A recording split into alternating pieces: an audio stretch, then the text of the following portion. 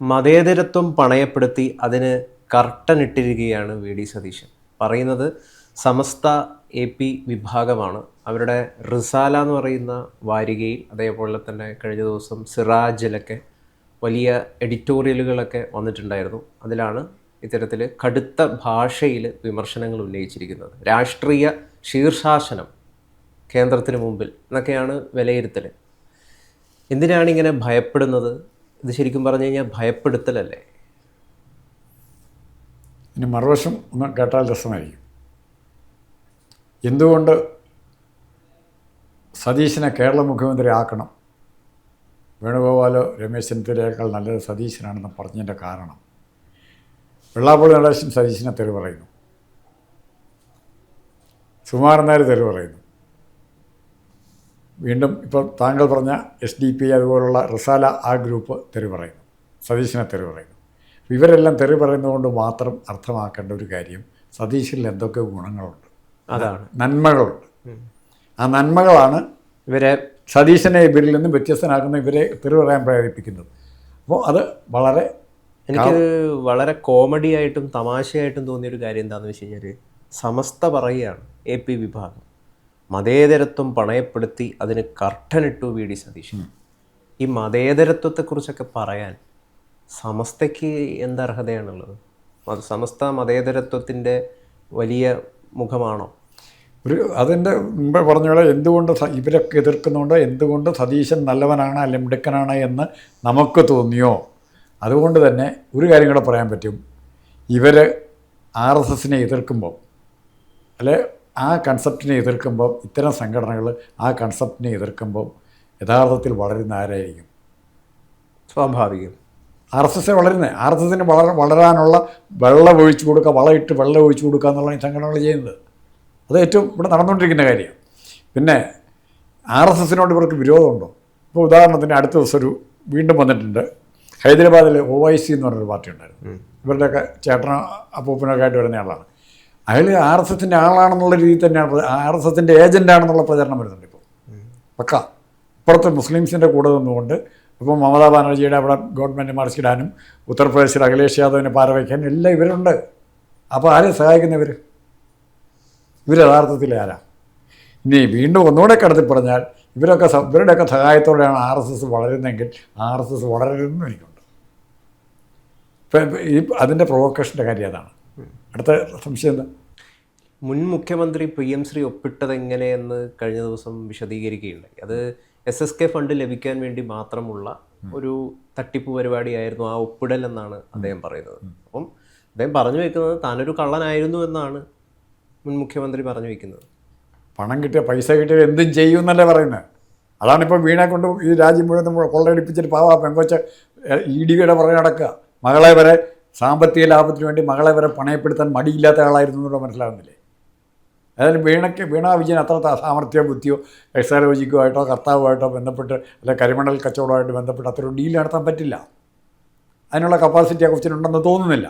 പക്ഷേ മറിച്ച് ആ കൊച്ചിനെ കണ്ടിൻ്റെ പേരിൽ കൊച്ചിനെ ഉപയോഗിച്ച് ഇതെല്ലാം ചെയ്തു ആരായിരിക്കണം? ഒന്നീ റിയാസ് അല്ലെങ്കിൽ പിണറായി വിജയൻ. കാരണം ലാഭം അവർക്കാണല്ലോ വേണ്ടത്. എന്നിട്ട് റിയാസിനായത് ഇതിന് ഓരോന്ന് ആലോചിക്കുക. റിയാസ് എന്ത് ചെയ്തു? റിയാസ് ആ കോടതിയിൽ അവരുടെ കടവന്ത്രയിലെ ബിൽഡിങ്ങിൽ ഈ കൊച്ചിനെ കൊണ്ടുവിട്ടിട്ട് അവൻ സ്ഥലം വിടുകയില്ല. അത്രയും പാതിരാത്രിയായിട്ടൊന്ന് തിരിഞ്ഞു നോക്കിയില്ല കൊണ്ടുപോകാനായിട്ട്, തിരിച്ചു വന്ന് കൊണ്ടുപോകാനായിട്ട്. അത് അവരൊന്നും ചിലപ്പോൾ എന്നാൽ പോലും ഒരു ഭർത്താവ് എന്നുള്ള നിലയിൽ എന്തെല്ലാം പ്രശ്നങ്ങളുണ്ടെങ്കിൽ പോലും അവിടെ ആ സമയത്ത് തിരിച്ചു പോകാൻ നേരത്ത് മടുത്ത് 10 മണിക്കൂർ ചോദ്യം ചെയ്യൽ കഴിഞ്ഞ് ക്ഷീണിച്ച് തകർന്ന് മാനസികമായിട്ടും ശാരീരികമായിട്ടും തകർന്ന് വരുന്ന സ്വന്തം ഭാര്യയെ കൂട്ടിക്കൊണ്ടുപോകാൻ മനസ്സ് വരാത്തവനാണ് റിയാസ്. എന്ത് സ്നേഹം കേരളത്തോട് വേണം? അവർക്കും പിണറായി വിജയൻ്റെ കൂട്ടർ റിയാസിനും സ്നേഹമുള്ളൊരു കാര്യം മുമ്പേ പറഞ്ഞ പോലെ പണം. അതാണ് പ്രശ്നം. അപ്പോൾ മതേതരത്വം എന്ന് പറയുന്നത് ഈ സാധനത്തിന് ഗാന്ധിയുടെ നോട്ടങ്ങ് ചെല്ലുമ്പോൾ മതേതരത്വത്തെ അട്ടിമറിക്കോ വേണോ വേണ്ടിയോ എന്നൊക്കെ അവർ തീരുമാനിക്കും. ഇവിടെ ഇപ്പോൾ BJP വളർത്താൻ കേരളത്തിൽ ഇപ്പോൾ കുറച്ചായിട്ടുണ്ട്. ഒന്ന് വളർത്താനുള്ള ഏറ്റവും നല്ല മാർഗം ഇവരെ ഒരുമിച്ചിറങ്ങിയ PDP SDP കൂടെ ഒരുമിച്ച് പ്രചരണത്തെ അവർക്കെതിരായിട്ട് പ്രചരിപ്പിക്കാൻ നിന്നാൽ മതി. അവർ നാളെ സ്ഥാനാർത്ഥി നിർത്തും. ഇപ്പോഴും നിർത്തി 100 വോട്ടോ 150 വോട്ടോ കിട്ടണേ. അത് ഉള്ള സംഘടനയല്ല, പക്ഷെ സംഘടന ഉണ്ടാക്കിയെടുക്കാൻ അവർ നോക്കുക. RSSനെ തെറി പറഞ്ഞാൽ കുറേ പാവം പിടിച്ച മുസ്ലിങ്ങളെ കൂടെ കിട്ടുന്ന പ്രതീക്ഷ അവർക്കുണ്ട്. അവർക്കും ചില്ലറ ലാഭം അവർക്കും കിട്ടും. ഇങ്ങനെ തെറി പറഞ്ഞാൽ അവർ മാത്രം അവിടെ ജയിക്കാൻ പറ്റും. പക്ഷേ ഇത്തവണ ഇലക്ഷൻ കാണിച്ചെന്നില്ലേ, ഇതൊന്നും കേരളത്തിലെ ജനങ്ങൾ ഇതൊന്നും വിശ്വസിക്കാൻ പോകുന്നില്ല. ആ രീതിയിലേക്ക് കേരളത്തിൻ്റെ ജനങ്ങൾ വളർന്നു കഴിഞ്ഞു. അവിടെയാണ് കേരളത്തിലെ ജനങ്ങൾ വളരുമ്പം അതിനൊപ്പം BJP വളരുന്നു എന്നുള്ളതാണ്. അതൊരു യാഥാർത്ഥ്യമാണ്, അത് തിരിച്ചറിയണം. ഇത്രയും തെറിയും ചീത്തയും പറഞ്ഞിട്ട് 3 MLA-മാരെ കിട്ടി കേട്ടോ. അല്ല, അതിൻ്റെ പ്രധാനപ്പെട്ട കാരണം കോൺഗ്രസിൻ്റെ വോട്ടും കൊണ്ട് പോകുന്നുണ്ട്. CPM കാരനെ ഇല്ലാതായിക്കൊണ്ടിരിക്കുക. CPM കാരണം ഏറ്റവും കൂടുതൽ RSSനെ എതിർക്കുന്നവരാ. ദേശീയ വിദ്യാഭ്യാസ നയം ഷോക്കേസ് ചെയ്യുന്ന എക്സംപ്ലറി സ്കൂളുകളാക്കിയിട്ട് PMC സ്കൂളുകളെ മാറ്റുമെന്നാണ് കേന്ദ്രം പറഞ്ഞിരിക്കുന്നത്. അപ്പം PMC പദ്ധതിയിൽ ഒപ്പിടുക, അത് നടപ്പിലാക്കുക എന്ന് പറഞ്ഞു കഴിഞ്ഞാൽ ദേശീയ വിദ്യാഭ്യാസ നയം കൂടി അംഗീകരിക്കുക എന്ന് തന്നെയാണ് അതിൻ്റെ അർത്ഥം എന്ന് പറയുന്നത്. അതിലാണ് ചില ഉപാധികൾ വെച്ചുകൊണ്ട് മാത്രമേ ഇത് നടപ്പിലാക്കുള്ളൂ എന്ന് VD സതീശൻ പറഞ്ഞത്, മുഖ്യമന്ത്രി പറഞ്ഞത്. അതിനായിട്ട് മന്ത്രിസഭ PC വിഷ്ണുനാഥ് അടക്കമുള്ള ആളുകളെ നിയോഗിച്ചിട്ടുണ്ട് പഠിക്കാനായിട്ട്, കരിക്കുലം തീരുമാനിക്കുന്നതിൽ, അതേപോലെ ഏതൊക്കെ സ്കൂളുകളിൽ ഇത് നടപ്പിലാക്കണം അതൊക്കെ സംസ്ഥാനത്തിന് വിട്ടുതരണം എന്നുള്ള കാര്യത്തിൽ. അപ്പോൾ ഈ ഒരു രീതിയിൽ നടപ്പിലാക്കുകയാണെങ്കിൽ എന്താണ് കുഴപ്പം? അല്ല, അത് ഇപ്പോൾ PM ശ്രീ പദ്ധതിയെ പറ്റിയോ കേന്ദ്ര ഗവൺമെൻറ് എത്രയോ പദ്ധതികൾ ഇവിടെ നടപ്പാക്കിക്കൊണ്ടിരിക്കുന്നു, എത്രയോ പദ്ധതികൾ.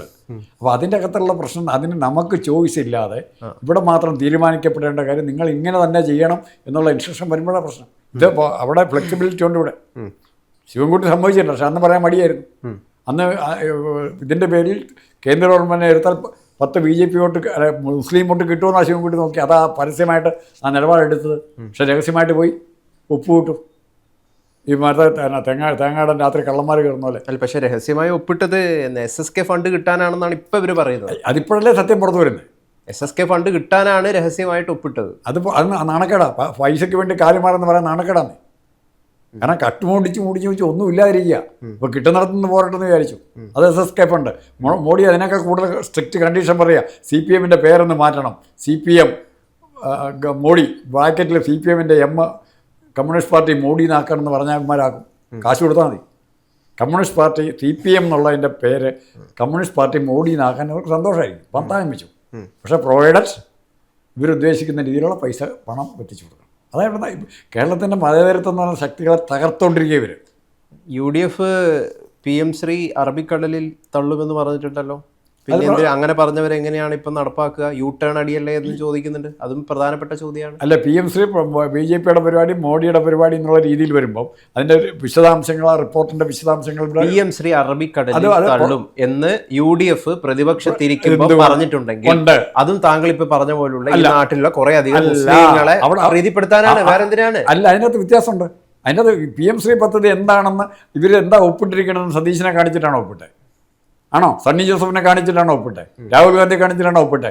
ഇവർ രണ്ടും കള്ളന്മാരാണെന്നും ഇവരെ ഏത് കള്ളത്തിലും ഒപ്പിടുമെന്നും അറിയാവുന്നത് കൊണ്ടാണ് പറഞ്ഞത് ഇവരുടെ കയ്യൊപ്പുള്ള ശിവൻകുട്ടി ഒപ്പിട്ടിരിക്കുന്ന ആ സാധനം അറബിക്കടലിൽ കളയുമെന്ന് പറഞ്ഞാൽ ശിവൻകുട്ടിയിൽ വിശ്വാസം ഇല്ലാത്തതുകൊണ്ടാണ്. നാഷണൽ എഡ്യൂക്കേഷൻ പോളിസി 2020 കൃത്യമായിട്ടും രേഖപ്പെടുത്തിയിരിക്കുന്നു.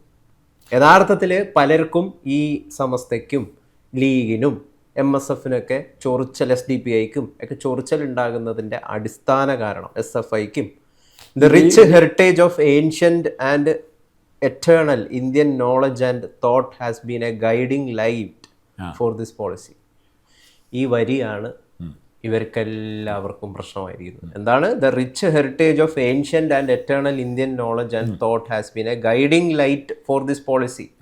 മതേതരത്വം തകരും. അത് ഭയങ്കര അപകടമാണ് ഈ വരികൾ. അതെവിടെയാ പറയുന്നത്? മതേതരത്വം തകരുന്നു പറയുന്നത്. മതേതരത്വം തകരുന്നാണല്ലോ ഇവർ പറയുന്നത്, ഞാൻ പറയുന്നതല്ല, ഇവർ പറയുന്ന കാര്യമാണ്. അല്ല, ഇവർ ന്യൂനപക്ഷാവകാശത്തിൻ്റെ പേരല്ലേ പറയുക? ന്യൂനപക്ഷാവകാശത്തിന് നഷ്ടം വരുന്നതാണ് ഇതിൻ്റെ കാരണം. ഇതേ ഉള്ളതേ. ഏതെങ്കിലും പ്രശ്നം ഉണ്ടായി വളർത്തിക്കൊണ്ട് വരണമെങ്കിൽ പോസിറ്റീവ് ഔട്ട്ലുക്ക് ഇല്ലാത്ത പോളിസി എല്ലാ പ്രസ്ഥാനങ്ങൾക്കും ഒരു വില്ലൻ വേണം, ഒരു ശത്രു വേണം. ശത്രുവിനെ കല്ലെറിയണം. ഇപ്പം നമ്മൾ മക്കയിൽ പോയിട്ട് ചെയ്യുന്ന കല്ലെടുത്തെറിയുന്നതിനാണ്, പിശാചിനെ എറിയുന്നതിനാണ്. അപ്പോൾ ഒരു ശത്രു ഉണ്ട് അവിടെ. ഇസ്ലാമിനൊരു ശത്രുവുണ്ട്, ആ ശത്രുവിനെ എറിയണം. ഇവിടെ അങ്ങനെ ഒരു ശത്രുവിനെ കിട്ടണമെങ്കിൽ ഇവിടെ ഹിന്ദുക്കളെയാണ് കിട്ടിയിരിക്കുന്നത്. കാരണം ക്രിസ്ത്യൻസിനെ അത്ര എറിയാൻ പേടിയാണ്. അതിൻ്റെ കാരണങ്ങളുണ്ട്, അങ്ങോട്ടും ഇങ്ങോട്ടും സാമ്പത്തിക ഇടപാടുകൾ ഉണ്ട്. അല്ലെങ്കിൽ അമേരിക്ക ഇടപെട്ടു എന്ന് വരും. ഇതാണ് ഇവർക്കിതിൻ്റെ അകത്ത് ഏതെങ്കിലും ഒന്നിൽ ആത്മാർത്ഥത. ഞാനിതിനെ കാര്യമായിട്ട് എടുക്കാത്തതിൻ്റെ കാര്യം ഈ മുസ്ലിം കമ്മ്യൂണിറ്റിക്കാണേലും ഹിന്ദു കമ്മ്യൂണിറ്റിക്കാണേലും ക്രിസ്ത്യൻ ഇതിൻ്റെ പേരിൽ ലാഭം ഉണ്ടാക്കാനോ അല്ലെങ്കിൽ പൈസ ഉണ്ടാക്കാമെന്നുള്ള അല്ലാതെ അതിനപ്പുറത്തേക്ക് ഇവർക്കൊരു കമ്മിറ്റ്മെൻറ്റും ഇല്ല. ഇനി തിരിച്ചു ചോദിക്കാം, ഏറ്റവും കൂടുതൽ മുസ്ലിങ്ങളെ പീഡിപ്പിക്കുന്നു എന്ന് പറയുന്ന അമേരിക്ക ഒരു രാജ്യമാണ്. ഇപ്പോൾ നമ്മൾ ഈ മതേതരത്വമായിട്ട് കമ്പയർ ചെയ്ത് രാവിലെ വൈകുന്നേരവും എല്ലാവരും മദ്രസയും പള്ളികളിലും എല്ലാം അമേരിക്ക തിരുവറയാണ് ഇവരുടെ ഹോബി. ഇപ്പോൾ നാളെ ഒരു സ്ഥലത്ത് ജോർദാനിൽ വെള്ളപ്പൊക്കം ഉണ്ടായി, യുദ്ധം ഉണ്ടായി, വരൾച്ചയുണ്ടായി. അവിടെ നിന്ന് ആ ജനങ്ങൾ ഓടിപ്പോകേണ്ടി വന്നാൽ ആദ്യം ഓടിപ്പോകുന്നത് എങ്ങോട്ടാണ്? കമ്മ്യൂണിസ്റ്റ് പാർട്ടിയുടെ ചൈനയിലേക്കാണോ, ഉത്തര കൊറിയയിലേക്കാണോ, അമേരിക്കയിലേക്കാണോ? മുങ്ങിപ്പോകാൻ പോകുന്ന വോട്ട് ഇപ്പോൾ എത്ര പേര് മുങ്ങി ചത്തിരിക്കുന്നു? അമേരിക്കയിലേക്കാണ് രക്ഷപ്പെടുന്നത്. ഇവരേറ്റവും കൂടുതൽ തെറി പറയുന്ന ആരെയാണ്? ഇവരേറ്റവും കൂടുതൽ മുസ്ലിം കമ്മ്യൂണിറ്റി ഏറ്റവും കൂടുതൽ എതിർക്കുന്ന ആരെയാണ്? അമേരിക്കയിലേക്കാണ്. പക്ഷേ ഒരു ആവശ്യം വരുമ്പോൾ ഓടിപ്പോകുന്ന അമേരിക്കയിലേക്കാണ്. ഇത്തിരി അരി വേണം, ഇത്തിരി വെളിച്ചെണ്ണ വേണം എന്നൊക്കെ പറഞ്ഞാൽ അങ്ങോട്ടാണ് പോകുന്നത്. എന്താ അങ്ങോട്ട് പോകുന്നത്? വേറെ രാജ്യങ്ങളിലേക്ക് പോകാത്ത റഷ്യ ഇവിടില്ലേ, ചൈനയില്ലേ, ഉത്തര കൊറിയയില്ലേ, ചെഗുവേരയുടെ സ്വന്തം രാജ്യങ്ങളില്ലേ, അങ്ങോട്ടൊക്കെ പോകാത്തെന്തി? ഇതിലേറ്റവും കൂടുതൽ PM ശ്രീയിൽ എതിർപ്പ് ഉന്നയിക്കുന്നത് ആരാണ്? മുസ്ലിം ലീഗാണ്. മുസ്ലിം ലീഗാണ്. The aim of PM Shri ഈ NEP-യിൽ കൊടുത്തിരിക്കുന്നതാണ്. The aim of education in ancient India was not just the acquisition of knowledge as preparation for life in the world or life beyond schooling, but for complete realization and liberation of the self. ഇങ്ങനെയൊക്കെ ഈ NEP-യിൽ എഴുതിയിട്ടുണ്ട്. അപ്പം ഇവർ already അപകടം മടക്കുകയാണ്. ഇങ്ങനെയൊക്കെ കൊടുത്തിരിക്കുന്ന ഒരു NEP അതാണ് PM ശ്രീ സ്കൂളുകളിൽ നടപ്പിലാക്കുകയാണെങ്കിൽ അതുകൊണ്ടാണ് ഇവർ അങ്കലാപ്പ് പ്രകടിപ്പിക്കുന്നത്. അല്ല, സ്കൂൾ നടപ്പാക്കൊണ്ട് എന്ത് പറ്റുമെന്ന് പറഞ്ഞു? ഇത് പഠിപ്പിക്കും, ഇന്ത്യയുടെ ഹെറിറ്റേജിനെ കുറിച്ചും കൾച്ചറിനെ കുറിച്ചും പഠിപ്പിക്കും. അത് തന്നെയാണ് കുഴപ്പം. അത് പഠിപ്പിക്കരുത്. അല്ലാതെ പഠിക്കുന്നില്ലേ? ഇതിപ്പോൾ ഈ PM ശ്രീ കൊണ്ടുവരുന്നതിന് മുമ്പ് ഇതൊക്കെ ഇവിടെ പഠിക്കുന്നുണ്ട്. രാമായണത്തിൻ്റെ പാഠപുസ്തകങ്ങളുണ്ട്, മഹാഭാരതത്തിലുണ്ട്, എല്ലാം ഓരോ ക്ലാസ്സിലും ഓരോ ടെസ്റ്റിലുണ്ട്. ഞാനൊക്കെ പഠിച്ചിട്ടുണ്ട് മഹാഭാരതത്തിലെ പാഠങ്ങൾ, രാമായണത്തിൻ്റെ പഠിച്ചിട്ടുണ്ട്, സീതയുടെ പഠിച്ചിട്ടുണ്ട് അല്ലേ. എത്രയോ കവികളിലൂടെ എഴുതിയിരിക്കുന്നു, എത്രയോ കവികൾ, സാഹിത്യകൾ, സിനിമകൾ എത്ര എണ്ണം വന്നിരിക്കുന്നു അല്ലേ. ഭീമനെ കുറിച്ചും കർണനെ കുറിച്ചും ഒക്കെ ഉള്ള സിനിമയുണ്ട്. MBയുടെ നോവലുകളൊക്കെ ഏതാ ഏറ്റവും കൂടുതൽ വായിക്കപ്പെട്ട നോവലുകൾ? MBയുടെ ഇല്ല, എത്ര എണ്ണം ഉണ്ട്? The Indian education system produced great scholars such as Charaka, Susruta, Aryabhatta, Varahimitra, Bhaskaracharya, Brahmagupta, Chanakya, Chakravani Datta, Madhava Panini, Patanjali, Nagarjuna, Gautama, Pingala, Shankardev, Maitreyi, Gargi, Tiruvallur, among numerous others who made seminal contribution to world knowledge in diverse fields such as mathematics, astronomy, metallurgy, medical sciences, surgery, civil engineering, architecture, shipbuilding, navigation, yoga, fine arts, chess, and more. Indian culture and philosophy have had a strong influence on the world. This rich legacies to world heritage must not only be nurtured and preserved for posterity, but also researched, enhanced, and put to new use through our education system. ഈ അറിവ് ഇതിന് ഞാൻ ഒറ്റ കാര്യം ചോദിക്കാം. ഈ പറഞ്ഞിരിക്കുന്ന കാര്യത്തെ NEP-യിൽ എഴുതിയിരിക്കുന്ന കാര്യത്തെ SFIക്ക് അംഗീകരിക്കാൻ പറ്റുമോ? പറ്റില്ല. MSFന് അംഗീകരിക്കാൻ പറ്റുമോ? പറ്റില്ല. SDPIക്ക് അംഗീകരിക്കാൻ പറ്റുമോ? ഒരിക്കലും പറ്റില്ല. അപ്പോൾ എതിർക്കും. എന്നാൽ അവർക്കൊക്കെ ഏറ്റവും കൂടുതൽ അംഗീകരിക്കാൻ പറ്റുന്ന ചില തത്വശാസ്ത്രങ്ങളായിരുന്നു. ചാർവാകൻ ആരാ ചാർവാകൻ? അതെ, നിരീശ്വരവാദിയാണ്. അല്ല, ആസ്തിത്വത്തെ നാസ്തികനാണ്. ശ്രീരാമൻ അംഗീകരിച്ച നാസ്തികനാണ്. ശ്രീരാമൻ ചോദിക്കുന്നുണ്ട്, അവിടുന്ന് വനവാസത്തിന് പോകുന്ന സമയത്ത് ഇവരുടെ കാര്യം നോക്കിക്കോണം. ചാർവാകൻ്റെ അല്ല, നാസ്തികരുടെ കാര്യം നോക്കണം. അന്ന് ആ പ്രജകൾ അവിടെയുണ്ട്, രാമരായിട്ടുണ്ട്, നാസ്തികരായിട്ട് അവരെ സംരക്ഷിക്കണം എന്നാണ് പറയുന്നത്, ഭരതനോട് പറയുന്നത്. ശ്രീരാമൻ പറഞ്ഞിട്ട് പോകുന്നത്. അപ്പോൾ ആ കാഴ്ചപ്പാടിനെ നമ്മൾ ഇവർക്ക് എതിർക്കേണ്ട, ഇവർക്ക് ആ കാഴ്ചപ്പാട് അറിയത്തില്ലാത്തതുകൊണ്ട് എതിർക്കും. ഏതാ ഈ പുസ്തകങ്ങളിൽ പറഞ്ഞിരിക്കുന്ന ഈ ഹോമിയോപ്പതി അല്ല, ഈ സർജറിയുടെ പുസ്തകത്തിൻ്റെ ഫ്രണ്ടിൽ കൊടുത്തിരിക്കുന്ന പടം ആരുടെയെന്നറിയോ? അതെ, ആരുടെ? സുശ്രുതൻ്റെ. അതെ, അയാൾ ഉപയോഗിച്ച ഉപകരണങ്ങളും ആ പുസ്തകത്തിൻ്റെ പടം പുറത്തുള്ള യൂണിവേഴ്സിറ്റികളിൽ പോലും ഉണ്ട്, എല്ലായിടത്തും ഉണ്ട്. എന്ത് ചെയ്ത്? അപ്പോൾ അറിവിനെ അങ്ങോട്ടും ഇങ്ങോട്ടും പക്ഷെ അംഗീകരിക്കാത്തൊരു വിഭാഗം എല്ലാ മതത്തിലും വന്നേ. അംഗീകരിക്കാത്ത ഒരു വിഭാഗം മന്നത്തുണ്ടാവൻ്റെ NSS അല്ല, സുകുമാരനാരുടെ NSS, ശ്രീനാരായണഗുരുവിൻ്റെ കാലത്തെ SNDP അല്ല, വെള്ളാപ്പള്ളിയുടെ SNDP. ആ മാറ്റം ചില മുസ്ലിം സംഘടനകളിൽ ഉണ്ടായിട്ടുണ്ട്, ചില ആൾക്കാരുണ്ട്. അതിനുമ്പോൾ നമ്മൾ അക്സെപ്റ്റ് ചെയ്യേണ്ട ആവശ്യമുണ്ട്. VD സതീശനും KM ഷാജിയും PMA സലാമും ഉൾപ്പെടെയുള്ള UDF നേതാക്കൾ പ്രതിപക്ഷത്തിരുന്നപ്പോൾ മുഴക്കിയ ഗീർവാണങ്ങളൊക്കെയും ഇരുന്ന ഇരിപ്പിൽ വിഴുങ്ങുകയാണ് PM-ശ്രീയിൽ ഇപ്പോൾ സറണ്ടർ ചെയ്തിട്ടുള്ളത്.